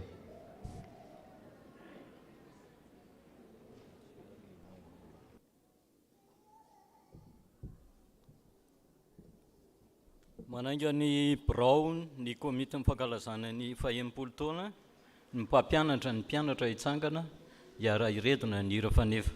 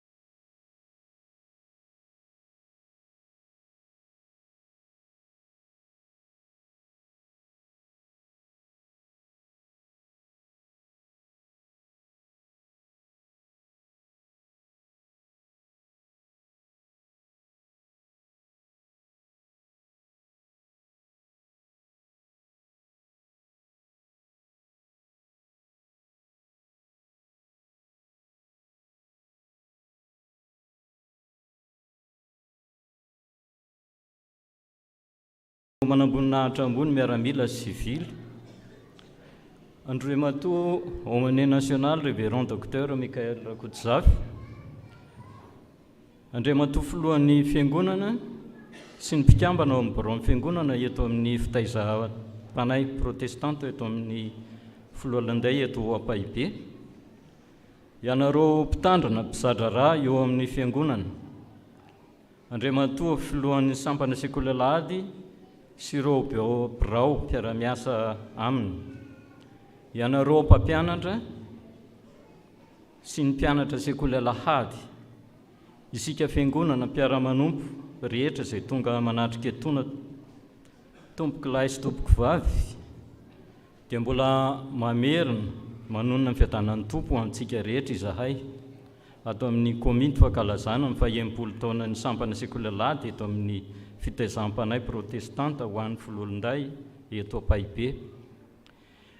Mijoreto ny tenako misolo tena ny filohan'ny komity fankalazana ny filoha izay naniry indrindra niaraka amintsika sy hitarika izao fotoana izao nefa noho ny fahoriana izay midona amin'ny fianakaviana amin'izao fotoana izao dia nampitondra ny teny fialantsiny izy isaorako isika rehetra eo amin'ny fitondrana ambavaka azy ary noho izany fahoriana izany. Araka nefa nampitaina tamintsika tao amin'ny herinandro vitsivitsy izay dia anio ny fankalazana ny faha-80 taona ny sampana. Isaorantsika sy mentsika voninahitra Andriamanitra izay nandahatra ny sy nandrindra ny zavatra rehetra. Isaorana azy koa ny fitantanany tao anatin'izay taona maro izay. Toy izao ara ny fizotry ny fotoana ho fanamariana izany, miakatra voalohany mandray fitenenana ny ray aman-dreny mivady izay mpiay ny sampana sekoly eto amin'ny fitaizam-panahy protestanta eto Pahibe. Manarak'izay dia misy ny fandraisana fitenenana ataon'ny filohan'ny fiangonana. Asaina ihany koa ny avy eo amin'ny synodam-paritany sy avy amin'ny foibe FCKM aorianan'izay. Rehefa izany dia hitondram-bavaka sy 𝗔𝗡𝗔𝗛 izao fotoana izao ny ray aman-dreny mpitandrina. Mampatsiahivina isika fa araka ny tapaka dia fanatsarana ny fampitaovana ny akany no tsangam-bato apetraka ho fanamariana izany faha-80 taona izany. Ankoatr'izay koa dia izy koa ny famatsiana ara-bola sy fanohanana ny asan'ny sampana amin'ny alalan'ny hetsika rehetra atao mandritra n'izao taom-pankalazana izao. Isan'izany hetsika izany ny sakafom-piraisana izay atao anio. Mizara roa moa izy io arakaraka ny karazana tapakila izay efa nosafiditsika. Misy ny atao eny amin'ny cercle maiso ny rana, ary misy koa ny raisiny eto am-piangonana aorian'ny fotoam-pivavahana. Etona dia mankasitraka antsika rehetra izay tamin'ny fandraisana anjara tamin'ny fanjifana ny tapakila ho fanohanana ny sekoly alahady manontolo. Andriamanitra manakariam-pahasoavana ny hanonitra ny laninareo ho fampandrosoana ny fanjakany, satria tsy ho foana tsy akory ny fikelezanareo aina ao aminy. Ny komity fankalazana dia misaotra betsaka ny ray aman-dreny mpitandrina, ny biraon'ny fiangonana tamin'ny tolotsaina rehetra sy ny fiaraha-miasa ka nahatotosana izao hetsika izao. Isaorana be dia be ihany koa ny malala-tanana sy ny mpanona izay nitonona anarana, izay tsy nitonona anarana. Ary mbola mananteny izay ny fiaraha-mientana avy amintsika rehetra eto amin'ny fiangonana ny amin'ny toy ny fankalazana. Ao ivelany ao misy trano eva fampirantiana ny tantara tsara ny sampana, ka ahitana ireo fotoana tena nanamarika ny fiainan'ny sampana tao anatin'ny taona ny fandimby. Asaina impanajana ny fiangonana mba hitsidika izany. Ankoatr'izay dia hitanareo arak'izao koa ny fanamiana vaovao ho an'ny mpampianatra sy mibirao ary indrindra moa ny mpianatry ny sekoly alahady. Atolontsika ho voninahitr'Andriamanitra avokoa izany rehetrarehetra izany. Farany fa tsy kely indrindra, misaotra manokana ireo vahiny manan-kaja rehetra isika ny amin'ny fanotronana sy ny fanomezana voninahitra izao fotoana izao. Ho tahian'Andriamanitra ny ianareo tompoko, ary izahay mba havita be hatrany amin'ny asa fanompoana izay efa niantsoana anareo. Maniry izay ny mbola hifanatitra tava aminareo amin'ny famaranana ny taom-pankalazana izay atao ny 10 Desambra 2022. Amaranako ny teniko dia asaiko ampanajana avy hatrany ny olona izay efa voatonona anarana teo handray ny fitenenana, ary amin'ny farany ny mpitandrina no amarana izany amin'ny fitondranam-bavaka. Misaotra antsika naharitra dia Andriamanitra rery ny voninahitra ho antsika ny fiadanana.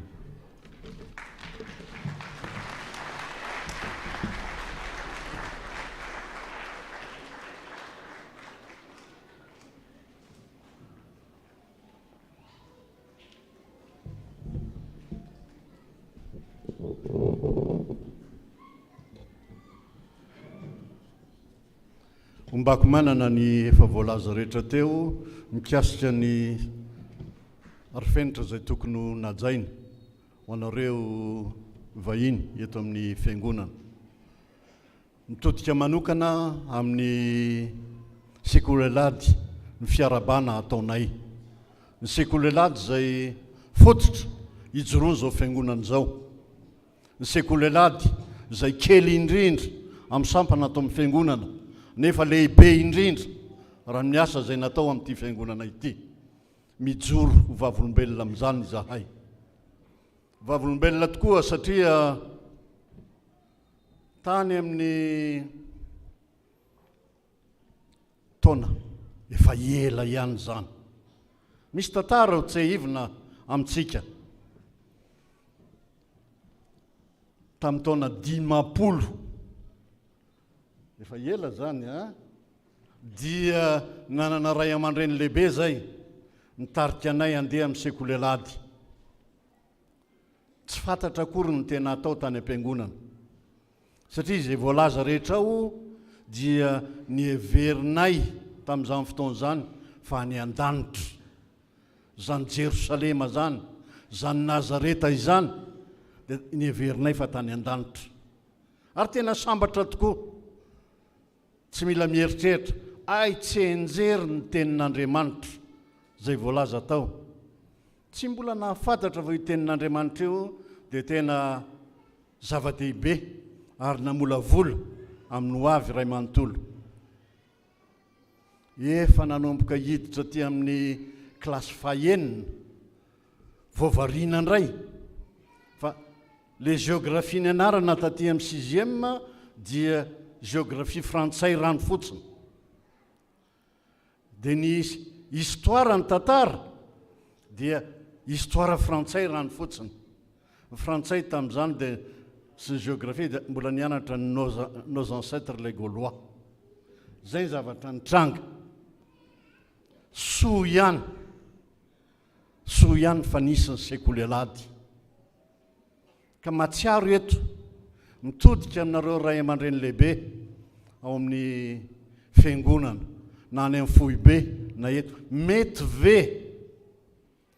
ve raha mba tsy sarahana amin'ny sekolelady ny fianarana ny tantara sy ny géographie zay ao anatin'io fiangonana io, ao anatin'ny soratra masina. Satria lay tantara dia na tiana na tsy tiana miverina. Misy mpanoratra zay tsotaina anivelan'ilay izy milaza ny hoe la revanche de l'histoire, sy ny hoe la revanche de la géographie. Ny eo ihany niverina. Ary raha olona nianatra sekolelady dia tena mahalala tokoa fa lehibe, tena lehibe ny fianarana ny tantara, lehibe, tena lehibe ny fianaratra ny géographie. Satria raha niady lehibe natrehana ao anaty voalaza amin'ny baiboly eo no miverina, raha mamaky ianao amin'izao fotoana izao, io ihany ange miverina e.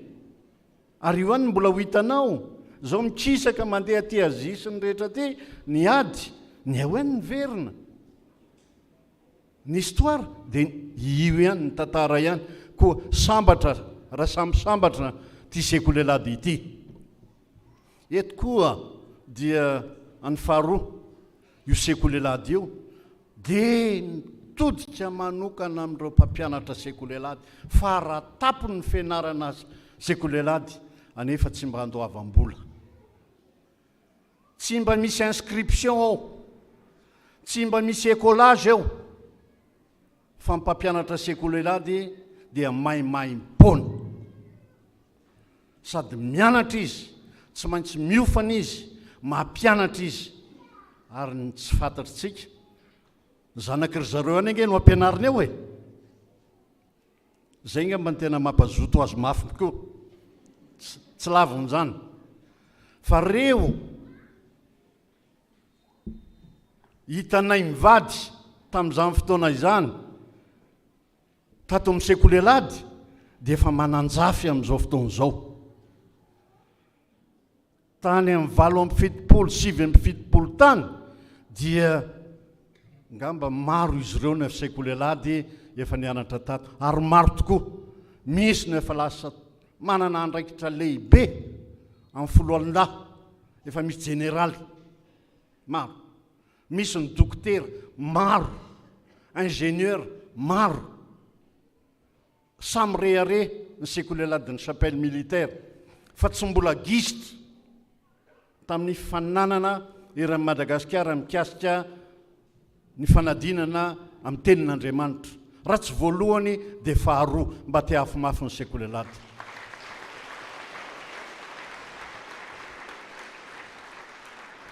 manana andreo ray aman-dreny itsika, tao ny pastera ny fandimby, tao ny président am-piangonana ny fandimby, tao rebro-piangonana ny fandimby, reny rehetra ireny dia samy nanome lanjany zany sekola, fa indrindra ny mpampianatra sekola. Eto dia mbola miangavy raha azo atao mba ho ampiana ny mpampianatra sekolelady. Tamin'ny 3 tany dia enina mpianatra sekolelady, ary mbola tsy afaka niditra tato amin'ity fiangonana ity, satria mbola chapelle Sainte-Croix ny anaran'izy ity. Hatramin'izao moa mbola chapelle Sainte-Croix ihany ny anarany, fa ny vahiny. Tary amin'ny garage, tary amin'ny géniterie, tany afaka nianatra ny mpianatra enina miafinafina tamin'izany fotoan'izany. Amin'izao fotoan'izao efa mahatratra 790 mpianatra sekolelady. Hoy nareo hoe inona moa no resaka fitenenany eto androany? Ohatra ny matsiaro ny tantara be loatra raha matoa dia ohatra ny alao ianao no miteny osy fa tsy afaka miteny loatra androany. Zay ny antony tenenako androany, ary fantatrareo moa fa tsy pahay tantara, tsy pahay géographia, basy ny fitazoko. Zay ny mba haiko, fa niezaka anolotra antsika mianakavy zay kely mba fata matoky sy mino fa mbola hitohy amin'ny isa ary mafy ny fampianarana ny soratra masina ato amin'ity chapelle militaire mamitsika ity. Ok zay tsy ho adino zay, chapelle militaire zay ny misy atsika. Marina fa anatin'ny 𝗧𝗥𝗜𝗡 atsika, fa tsy ny rehetrarehetra ao amin'ny 𝗧𝗥𝗜𝗡 akory dia ho zakatsika daholy chapelle militaire itsika. Ary zay no azo adino fa ny 𝗧𝗥𝗜𝗡 tsy baikony ministère ny fiarovana, fa ny chapelle militaire dia ao ambany ministère ny fiarovana. Andriamanitra ireny nidera sy ny voninahitra ary ho ela velona reo tompon'andraikitra isan'isany avy mikasika ny sekolelady.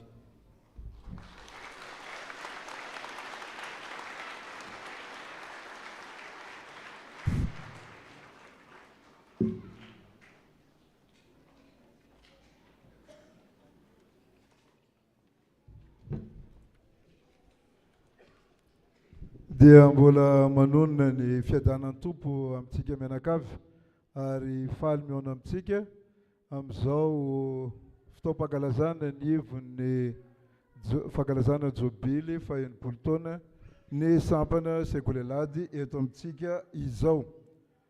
Araka ny efa voalaza teo moa zany dia misy ireo ray aman-dreny ara-panahy avy any amin'ny foibe, misy ireo olo manan-kaja avy eo amin'ny chapelle Rahavavy izay manodidina atsika, misy ny avy any amin'ny synodam-paritany, misy ireo tompon'andraikitra ambony tahaka ny izay soritako manokana ny renim-piahin'ny sekolelady Ramatoa Perle Rabemananjara, dia amin'ny anaran'ny Braon'ny fiangonana, ny ray aman-dren'ny mpitandrina, ny diakonina sy ny loholona, ny sampana velona rehetra eto amin'ny chapelle militaire eto Ampahibe, isika fiangonana ray amanontolo no hiarabana ianareo tompoko tonga soa eto amin'ny chapelle militaire Ampahibe namaly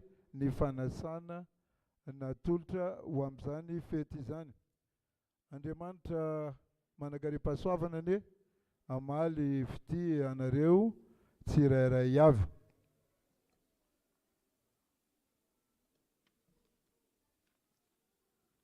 Miaraba ihany koa ny sampana sekolelady natratra izao ivon'ny jobily izao, ary mirary hatrany ny avitantsika ny asa masina dia ny fampianarana ny tenin'ny soratra masina amin'ireo ankizy madinika ireo, ary mbola mahasamy hafa koa ny sekolelady eto amintsika moa dia ny fisiany sekoly alady ny olo-dehibe tsy ny ankizy ihany no ampianarana ny teny soratra masina fa misy koa ny sekoly alady ny olo-dehibe moa ny amin'izany. Misaotra manokana anareo ao amin'ny komity, ny komity ny fankalazana ny jobily faha-80 taona. Misaotra ny mpampianatra sekoly alady satria angamba araka ny voalazan'ny ray aman-dreny Général Bedmananjara teo dia anisan'ny asa masina ary asa tena makadiry ary kitro ifaran'ny fiangonana sy ny finoana kristianina ny asa nareo mpampianatra sekoly alady ka dia ny fiangonana dia misaotra sy mankasitraka manokana anareo amin'izany asa masina izany. Andriamanitra ny omba anareo sy hitantana anareo hatrany amin'izay.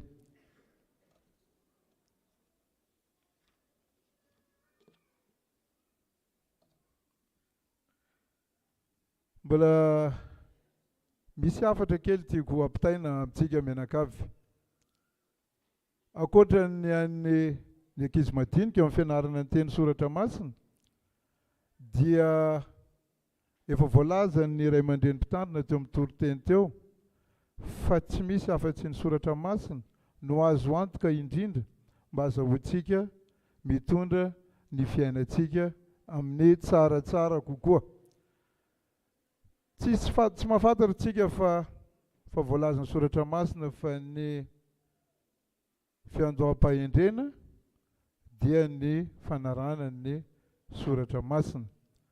Ka dia mino aho sy manantena fa na ny mpampianatra na ny mpianatra dia ifantoko amin'ny fianarana ny teny soratra masina ary izao fankalazana ny jobily faha-80 taona zao dia mbola entintsika anamafisana ny fianarana ny teny soratra masina izay ihany. Koa dia eto am-pamaranana dia mamerina ny fisaorana atsika rehetrarehetra tonga nanome voninahitra sy ny fanotrona amin'ny sampana sekoly alady sy ny chapelle militaire eto Ampahibé amin'izao fotoam-pankalazana ny ivon'ny faha-80 taona ny sampana sekoly alady izao. Samy ho tratran'ny fotoana amaranantsika n'izany jobily fankalazana ny jobily faha-80 taona zany ary ilay Andriamanitra manankaria-pahasoavana ny ombantsika tsirairay avy dia samy ho tahian'Andriamanitra man'Andriamanitra irery ihany ny voninahitra.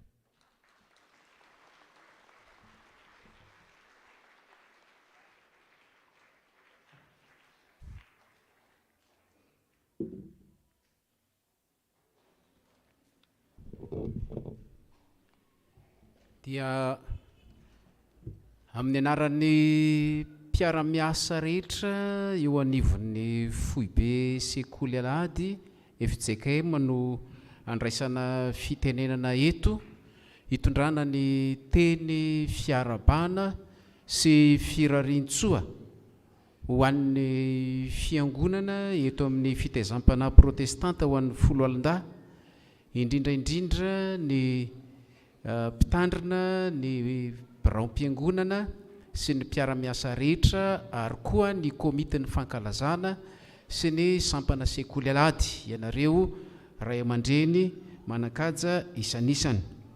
Misaotra an'Andriamanitra izahay fa nataonareo zava-dehibe ny fanomezan-danja ny fianarana ny tenin'Andriamanitra araka izay fanentanana nataon'ny foibe eto amin'ny ity toerana sy fiangonana eto ity.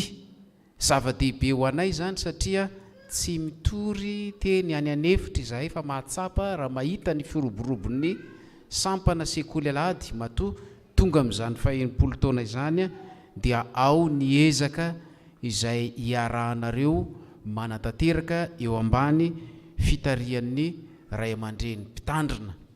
Anisan'izay manaitra indrindra rehefa tonga miatrika izao fotoana izao indrindra eto amin'ny fitaizam-panahy folo alin-dahy raha miresaka an'izany manko tsika dia araka ny nambaran'ny ray aman-dreny teo hoe ny tena matetika ny zavatra mahazatra anay raha miresaka hoe fitaovana sy zavatra ampiasaina dia ny basy no kirakiraina sady entina iny moa ampiasaina ho ampandrina ny fahalemana no entina ihany koa atao hoe azo lazaina fiarovatena.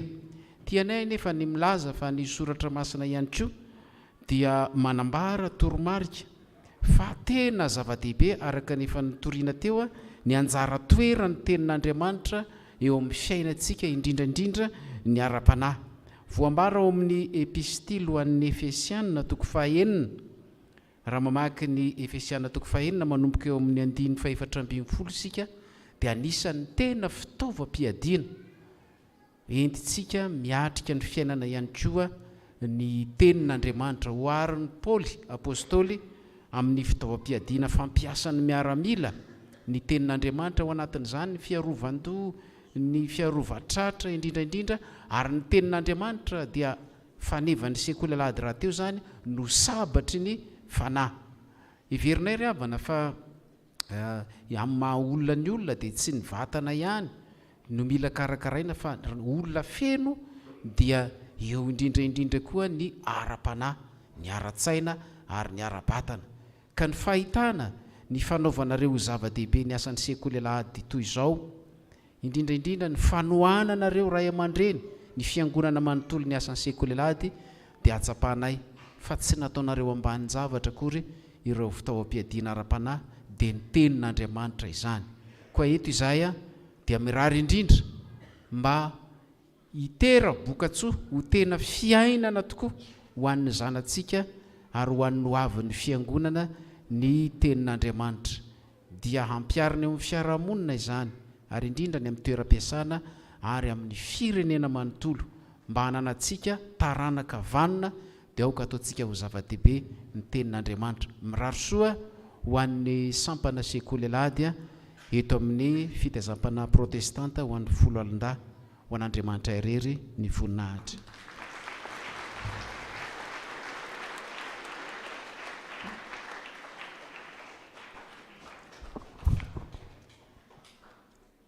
Hitsangana ny sampana sekoly alahady miaraka amin'ny komite rehetra.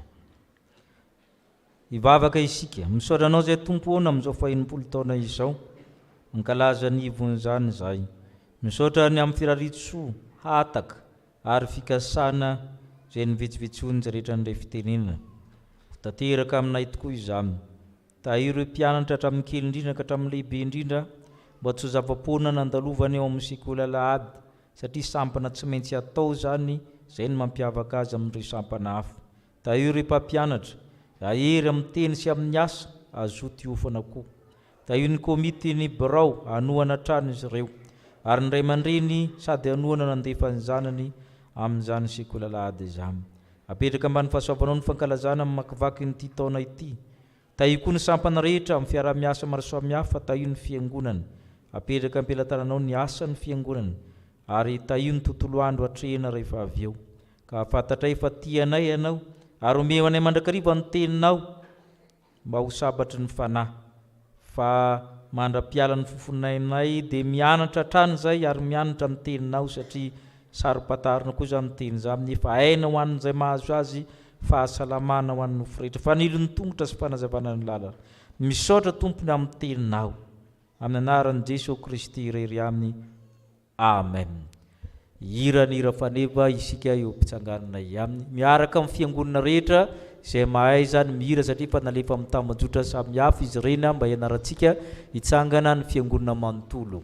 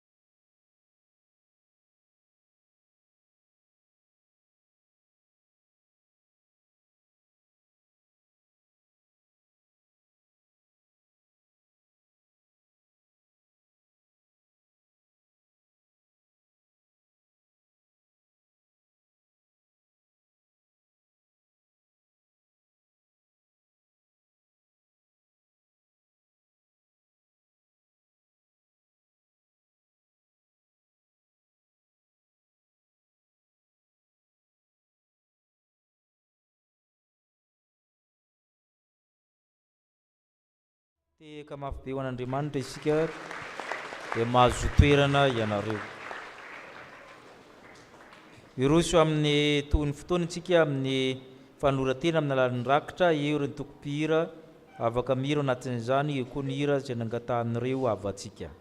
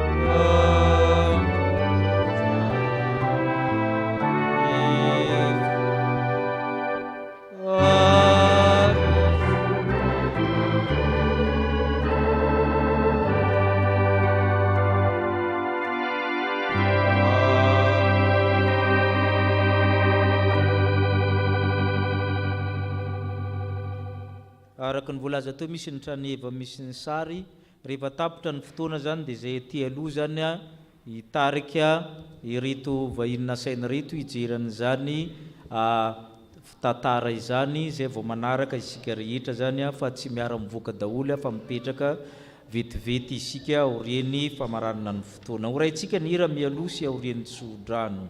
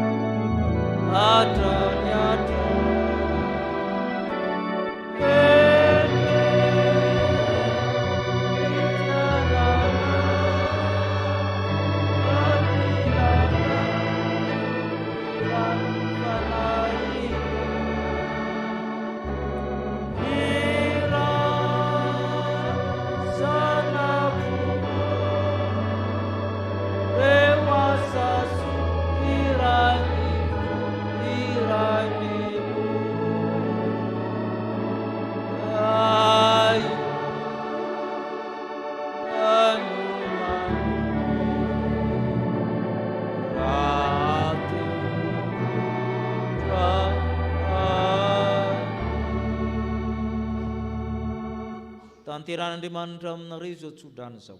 Andriamanitra ny fiadanana masinareo samy ho tanteraka ka hiaro ny fonareo ny hevitra reo ny sainareo ho tanteraka tsy hanantsina amin'ny fiavian'i Kristy Tompontsika. Ho tahina raha mandeha, ho tahina raha miditra, ho tahina raha mivoaka, ho tahina raha mandeha na mitoetra. Ny masoandro tsy haninareo amin'ny antoandro, ny volana tsy kasikareo amin'ny alina. Hiazakazaka ireo tsy ho reraka, andehanareo tsy ho sasatra. Amen.